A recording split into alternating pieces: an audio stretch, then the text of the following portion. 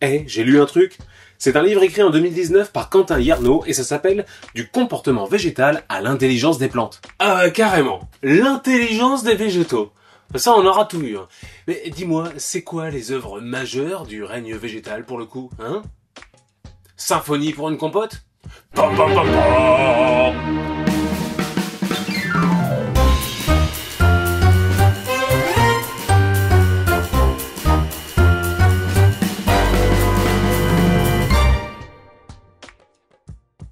Ah bah, rigole tant que tu veux, mais je suis pas sûr que tu arrives à trouver une définition de l'intelligence qui exclut les végétaux. Ah ouais, parce que tu connais des fougères, toi, qui sont capables de peindre la Joconde? Ah, parce que toi, t'en es capable? Bah non, mais... Alors?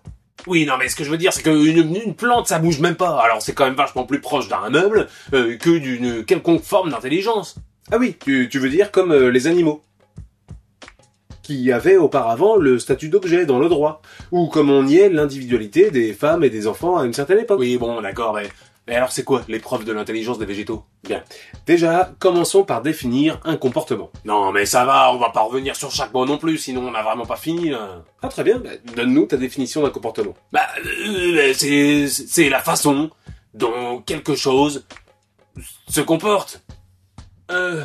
Ok. Et donc, une pierre qui subit un choc et qui se met à rouler fait preuve d'un comportement. De la même manière qu'on parle du comportement d'un gaz. Oui, bah bon, d'accord, mais tu le fais exprès, moi je te parle du comportement des êtres vivants. Ok. C'est donc la définition de Silverton et Gordon de 1989. Le comportement désigne ce qu'un animal ou une plante fait au cours de sa vie en réponse à un événement ou à un changement dans son environnement. Bon, là, ok. Là, je suis d'accord. Ok.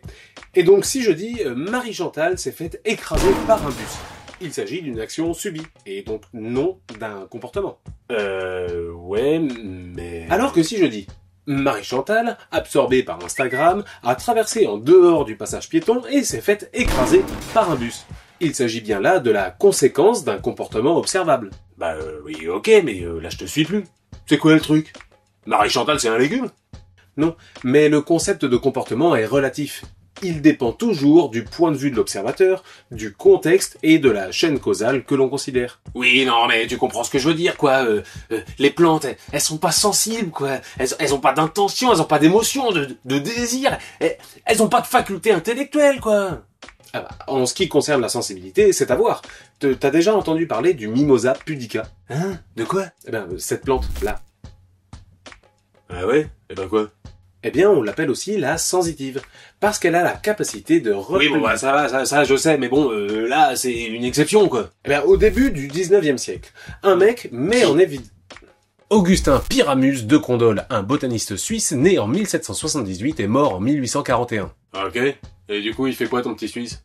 Eh ben, arrête de m'interrompre et... Oh là, moi ce que j'en dis, c'est pour avoir un peu plus de rigueur, quoi, de précision. Et si t'es pas content, je dis plus rien. Eh bien, il montre que l'on peut changer les rythmes circadiens des plantes. Ce sont tous les processus biologiques cycliques d'une durée d'à peu près 24 heures. Et que ces nouveaux rythmes perdurent même plusieurs jours après un retour à la normale. Ce qui montre une certaine forme de mémoire chez les plantes. Les végétaux sont donc bien dotés, dans une certaine mesure, d'une forme de sensibilité et de mémoire. Non, mais ça c'est programmé génétiquement, c'est pas des comportements. Eh bien non, justement. Les comportements des végétaux s'expriment essentiellement par la croissance, et la croissance des plantes, contrairement à celle des animaux, est largement indéterminée. Elles croissent en fonction des cellules qui les entourent et non pas en fonction d'une information contenue dans leur gène. On sait aujourd'hui que la plante ne se réduit pas à un déterminisme génétique, ni au mécanisme de chaque partie façon horloge. Oui, non mais d'accord, mais moi quand je te parle de comportement, c'est des trucs que tu décides avec ton esprit, quoi. Et c'est là où le bât blesse. On admet communément qu'il y a une séparation entre le corps et l'esprit. C'est faux. La science reconnaît aujourd'hui que la pensée est corrélée à la structure du cerveau. Il n'y a donc pas de distinction corps-esprit. Et juger que les réflexes ou la croissance ne sont pas des comportements parce que ne dépendant pas de l'action de l'esprit, c'est s'enfermer dans une croyance du passé. Non, mais c'est pas le seul problème que je vois, hein. À quel point une plante peut être autonome, hein. C'est quoi l'individualité d'une plante? Et comment une plante peut se représenter quelque chose? Ça, ce serait une preuve d'intelligence, hein. Alors, qu'est-ce que t'as à en dire? Ah bah toujours pareil, hein, moi rien, mais Quentin Hiernaud revient sur tous ces questionnements point par point. Mais tes réflexions portent sur ce qu'on appelle la cognition, et la différence entre les comportements animaux et les comportements végétaux. Oui, bah voilà, c'est pour ça, tu vois, parler d'intelligence végétale, c'est un peu abusé niveau langage, là. Oui, mais si on suit ton raisonnement, il faut pouvoir indiquer clairement où se situe la frontière de l'esprit. Est-ce que les singes réfléchissent? Les homards? Les fourmis? Les limaces? Les paramécies? Parce que, en termes de comportement, entre une algue unicellulaire et un protozoaire, eh ben, il n'y a pas des masses de différence. Oui, non mais d'accord, mais évidemment qu'il y a des animaux débiles, mais c'est pas pour autant que ça rend toutes les plantes intelligentes. Ok. Et donc ce serait quoi, selon toi, les preuves d'une forme d'intelligence? Bah, je sais pas, mais la communication, tiens, déjà ça, ce serait une bonne preuve d'intelligence. La mémoire, la conscience, l'apprentissage, enfin c'est tout ça qui forme l'intelligence. Alors déjà, concernant la communication, sur le plan biologique, ça consiste à transmettre une information entre les différentes parties du corps. Et ça existe chez les animaux via le système nerveux, mais également chez les plantes grâce à des systèmes chimiques, électriques et même hydrauliques. Non mais tu le fais exprès ou quoi? Moi je te parle de communication entre les êtres vivants, pas des processus internes qu'il y a chez tout le monde. Eh bien, il y a déjà l'exemple des acacias, qui, lorsqu'ils se font brouter par des koudous, une espèce d'antilope, émettent des substances volatiles qui sont captées par les autres acacias, qui à leur tour vont émettre des tanins afin de rendre leurs feuilles indigestes pour les koudous. Non mais ça c'est spécifique aux acacias et aux koudous. Certaines plantes réagissent à la salive des insectes qui mangent leurs feuilles, et émettent des substances chimiques pour attirer les prédateurs de ces insectes. Oui, mais Et des études de 2006 et 2017 montrent que les plantes communiquent avec les insectes et les champignons avec lesquels elles vivent en symbiose. Non, mais tu peux pas savoir si c'est de la communication, ça. Est-ce que les plantes, elles avaient l'intention de communiquer avec les insectes et les champignons? Mettons que j'ai l'intention de te communiquer un message, que je t'envoie une lettre, et que ma lettre s'égare, il n'y a pas communication. Par contre, si tu écris des injures dans le but de te défouler et sans intention de les communiquer, et que ce message est porté à mon intention, il y aura bien eu communication. Du coup, baser ta définition de la communication sur l'intention, c'est tout sauf scientifique ou rigoureux. Ouais, c'est ça fait le malin, ouais. Alors, c'est quoi ta définition de la communication? La communication, c'est l'échange d'un message entre un émetteur et un récepteur. Cela nécessite deux individus ou plus, et cet échange peut être unidirectionnel. Attention cependant, l'émetteur doit pouvoir devenir récepteur et vice-versa. Oui, bon d'accord, vu comme ça, les plantes communiquent. Ok, mais ça veut pas dire intelligente pour autant, hein. Et la mémoire, l'apprentissage, la conscience, t'en fais quoi?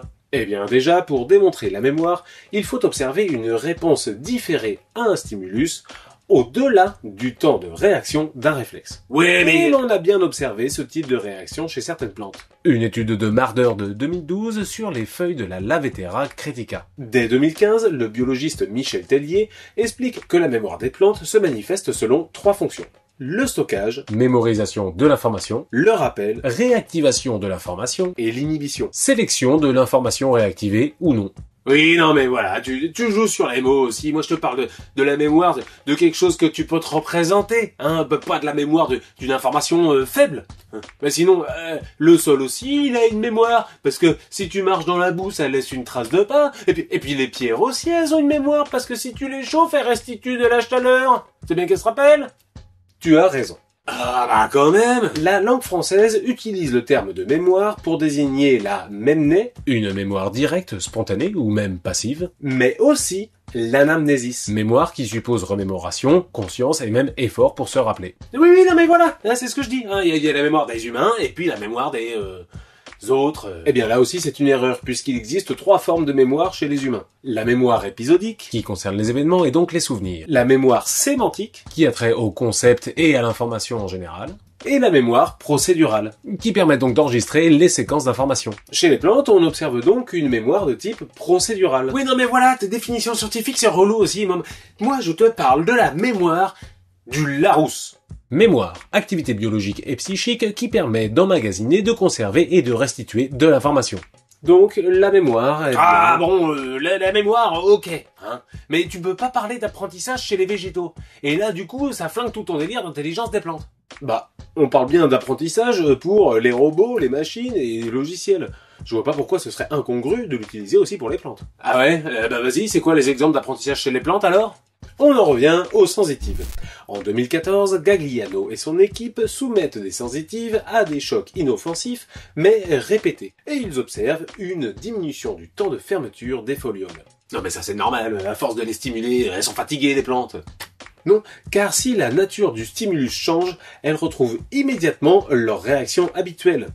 Et ce temps de réaction, cette accoutumance est conservé jusqu'à 28 jours après l'arrêt de cette accoutumance. Ouais, mais bon, t'as qu'une seule plante qui te sert d'exemple pour tout, c'est facile aussi. Darwin observait déjà que les plantes grimpantes tâtonnent pour trouver leur support, et qu'elles peuvent même en changer si celui-ci est trop lisse, ou s'il s'agit de la même plante. La cuscute, cette plante parasite, peut changer d'hôte en cas d'erreur. Et de manière générale, cette aptitude à s'adapter et à discriminer par essai et par erreur à son environnement, par des choix et des décisions, existerait chez toutes les plantes à travers la recherche et l'optimisation de niches. Ouais, bon... Il y a même des pois qu'on a entraînés à associer lumière et courant d'air et qui continuent à orienter leur tige vers le courant d'air même quand il n'y a pas de lumière. Ok, admettons. Mais t'oublies la conscience. Et sans conscience, pas d'intelligence. Ok, mais encore une fois, il va falloir définir ce qu'est la conscience. Parce que sinon... Ok, mais rapide alors. Faculté qui suppose une opposition nette de ce qui connaît de ce qui est connu et une analyse de l'objet de cette connaissance. Lalande, 1996, Conscience, page 174. J'ai rien compris. C'est une forme de conscience de soi introspective capable de se reconnaître comme sujet pensant ou percevant. Et pendant longtemps, on a considéré que cette aptitude, elle était réservée aux humains. Mais il a été démontré que des oiseaux, des primates et d'autres mammifères se reconnaissent comme sujet de perception. Démontré comment ? Grâce à l'expérience du miroir, entre autres. Ah non, mais moi je suis d'accord pour dire que les animaux sont intelligents, hein. Mais bon, les plantes, faut pas abuser non plus. Alors, a priori, il n'y a pas de conscience réflexive chez les plantes. Celle qui permet la connaissance de ses émotions, de sa place dans l'organisation sociale, de ses perceptions, de ses savoirs ou de ses actions. Parce que cette faculté nécessite la représentation mentale. Eh ben voilà, en plus c'est toi qui le dis. Pas de conscience pour les plantes. Eh bien, pas vraiment, parce que la philosophie reconnaît plusieurs formes de conscience. Non mais la philo, forcément... Répondre à la question, les plantes sont-elles intelligentes? Si c'est pas de la philo, je sais pas ce que c'est. Ouais, pas faux. Et donc, les plantes ont conscience de la gravité, du type de lumière, du type de contact, des signaux chimiques, de leurs expériences passées et des conditions de modification physiologique antérieures. Oui, mais s'il n'y a pas de conscience de soi, on ne peut pas parler d'intelligence. On est d'accord pour dire que la conscience de soi se manifeste de diverses manières, mais que ça nécessite à chaque fois un système de valeurs qui différencie soi de l'environnement. Ouais, mais alors ? Eh bien, de nombreuses expériences ont montré que les racines des plantes ne réagissent pas de la même manière en fonction de si elles rencontrent une racine de la même plante ou une racine d'une autre plante. Dans ce cas, la croissance de la racine est inhibée et elle laisse un espace de sol vide entre elle et la racine d'une autre plante. Ah ouais ? Oui. Et quand tu clones deux plantes à partir d'un seul individu, elles finissent par acquérir un caractère étranger l'une pour l'autre au bout d'un certain temps. Ces expériences indiquent une forme de conscience corporelle, voire de conscience sociale simple vis-à-vis des plantes apparentées. Ouais mais bon quand même, les plantes, intelligentes. Bon alors, si on récapitule ce que nous dit Quentin Yarnaud, les plantes peuvent se reconnaître comme étant soi, et elles le distinguent de l'environnement. Mais elle distingue aussi les autres soi, les membres de son espèce, et aussi les autres que soi, les membres d'une autre espèce avec toutes les nuances que cela implique, l'autre pouvant être prédateur, coopérateur ou neutre. Non mais elles arrivent pas à se représenter toutes ces interactions là, c'est pas... Les plantes parviennent à résoudre efficacement les problèmes de leur vie en interagissant et en s'adaptant à leur milieu grâce à leur mémoire et à un apprentissage. Je vois pas ce qu'il te faut de plus. Ce qu'il me faut de plus, c'est de dire que c'est pas la même intelligence entre un humain et une salade. Alors là, d'accord. Les plantes bénéficient d'une forme d'intelligence commune à tous les êtres vivants, mais elles ne peuvent pas accéder à des niveaux d'abstraction tels que la représentation mentale ou la conscience réflexive. Ouais, ça c'est ce que je te dis depuis le début, je te signale. Ah non, tu disais qu'on peut pas dire que les plantes soient intelligentes. Et l'intelligence, en biologie, réside dans la relation d'adaptation entre l'organisme et son environnement. Et dans ce cas, ce n'est jamais une faculté purement interne et abstraite. mais doit toujours être comprise par rapport à une situation environnementale et corporelle donnée. Bon, ok. Mais si les plantes sont bien intelligentes, hein, c'est quoi le monde d'une plante, hein? C'est quoi la signification qu'elle attribue à son milieu? Hein, est-ce qu'on peut considérer qu'une plante est un sujet connaissant doté d'une forme d'intériorité? La vache. Bon quoi? Vu l'a priori que tu semblais avoir sur la philo, je m'attendais pas vraiment à ce genre de questions, mais soit. C'est le moment du bouquin où Quentin Hiernaut s'interroge sur l'hypothèse d'une subjectivité végétale. Et pour ça, il se base sur les travaux de Jacob von Uexküll. Un biologiste et philosophe allemand, il est l'un des pionniers de l'éthologie. Hein? C'est la science du comportement des espèces animales dans leur milieu naturel. Et il va aborder les notions qui fondent la subjectivité animale chez Uexküll au regard de ce que nous savons des plantes aujourd'hui. Et c'est quoi ces notions? L'espace d'action et le mouvement, ou le toucher, l'espace visuel, la territorialité, le rapport au temps et la temporalité, les perceptions et les réactions, la tonalité d'action. Oula, attends, j'ai pas tout suivi, mais il y a 2-3 trucs qui me paraissent chelous quand on parle de plantes, là. Oui, j'avoue, sans développement, c'est un peu dur à avaler. Au cas où, le lien vers le PDF est disponible dans la description. Le bouquin fait 86 pages et il est édité chez Coué. Oui, merci. Mais je vais quand même donner quelques exemples. Ouais, je veux bien, ouais. Bon. La vie d'une tique, c'est de grimper au sommet d'une plante et d'attendre qu'un mammifère passe dessous. Elle ne réagit qu'à 3 propriétés dans un ordre bien défini, et lorsqu'un mammifère passe enfin, elle se laisse tomber, s'accroche quelque part, suce le sang, se laisse tomber, puis va pondre les œufs. Mais c'est dégueulasse. Et puis je vois pas le rapport. Eh bien, son milieu est pauvre, elle n'en perçoit que très peu de choses. Ce qui lui permet d'avoir un très haut degré de certitude quant à l'efficacité de son action. Et elle peut même attendre jusqu'à 18 ans qu'un mammifère passe dessous pour se laisser tomber. Oh la vache. Mais elle se fait pas chier? Non, car selon l'auteur, un instant, c'est la plus petite période pendant laquelle on ne perçoit pas de changement. Or, la tique qui réagit uniquement à 3 propriétés ne perçoit quasiment aucun changement tant qu'un mammifère ne passe pas sous elle. L'expérience du temps et de l'espace dépend du milieu et de la capacité que l'on a à percevoir un changement. Pour la tique, tant qu'il n'y a pas de changement, c'est le même instant. Eh ben c'est ouf. Mais je vois pas du tout le rapport avec les plantes, par contre. Eh bien, si le monde de la tique est relativement pauvre, celui des plantes est extrêmement riche, plus même que celui des humains et de leurs 5 sens, puisqu'elle capte en plus le taux d'humidité, le taux de luminosité, l'électromagnétisme, etc. Ouais, ok, pour ça, d'accord. Mais t'as parlé de territoire, et je vois mal ce que c'est que le territoire d'un truc qui bouge pas, on va dire. T'as déjà entendu parler de la juglone? Non. C'est une substance émise par les racines et les feuilles qui tombent des noyers. Ça empoisonne les sols et ça empêche les autres plantes de pousser. On appelle ça l'allélopathie. Et les plantes peuvent même attirer les insectes qui vont les protéger des prédateurs ou même émettre des substances qui rendront possible la symbiose avec les bactéries et les champignons. La notion de territoire peut donc être reliée à cette capacité qu'ont les plantes à aggrader ou dégrader leur milieu. Ouais, ok, ça se tient. Et le rapport au temps, alors? Eh bien, on a déjà vu que les plantes possèdent un rythme circadien, qui, combiné à la mémoire, leur permettent de savoir quand il faut fleurir. Mais leur temporalité pourrait être qualifiée de rythmique, contrairement à une temporalité linéaire. Comment ça? Le métabolisme des végétaux dépend fortement des conditions de leur environnement. L'hiver, lorsque les feuilles tombent, le métabolisme de l'arbre ralentit, ce qui contracte donc son expérience du temps. Pareil en cas de sécheresse ou de disette, ils peuvent ralentir leur métabolisme pour éviter la mort et attendre des jours meilleurs. Ce qui n'est pas le cas chez l'humain. Le mec qui meurt de soif ou de froid, il peut pas se mettre en pause en attendant qu'il pleuve ou qu'il fasse chaud. Ouais, mais bon, tout ce qui vit finit par mourir. Alors le temps passe pour tout le monde, même pour les végétaux. C'est vrai pour les animaux, qui sont affectés par un phénomène de sénescence programmée. Mais ce n'est pas le cas des arbres, qui, une fois leur maturité sexuelle atteinte, ne vieillissent pas. Non mais attends, y en a plein des arbres morts là, qu'est-ce que tu racontes? L'arbre, capable de se régénérer, ne meurt jamais de vieillesse, mais toujours de manière accidentelle, en plein dans la force de l'âge. Ah mais attends, mais du coup, c'est pas du tout la même expérience du temps qu'un animal qui se sent vieillir et qui sait qu'il va mourir. Évidemment, l'expérience vécue par une plante n'est en rien semblable à celle que l'on peut vivre. Non mais quel est l'intérêt de discuter 20 minutes pour dire que c'est pareil, si c'est pour montrer à la fin que ça n'a rien à voir? L'intérêt? Mais c'est de changer un cadre de pensée cadenassé, historiquement daté. L'intérêt, c'est de poser un cadre de pensée plus riche qui permet de poser de nouvelles hypothèses. L'idée, en reconnaissant la sensibilité végétale, ce n'est pas de plaider en faveur du cri de la carotte et en reconnaissant ses émotions, ou de nier toute différence entre les ordres et les espèces. L'idée, nous dit Quentin Hiernaut, c'est de mieux comprendre la richesse et la diversité de ce qui lie les vivants entre eux. Et voilà, c'était J'ai lu un truc.